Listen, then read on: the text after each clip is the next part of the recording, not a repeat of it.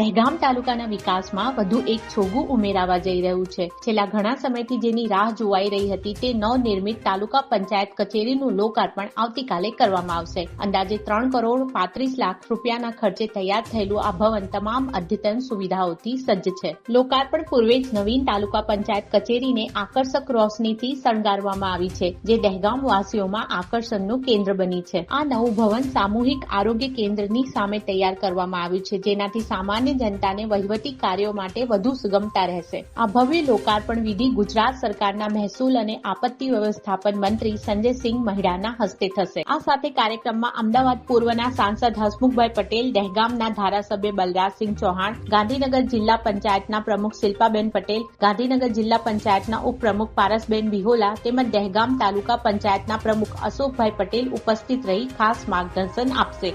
ઘરની વીજળી સ્વયં બનાવવા આજે સે સોલારનો સંપર્ક કરો.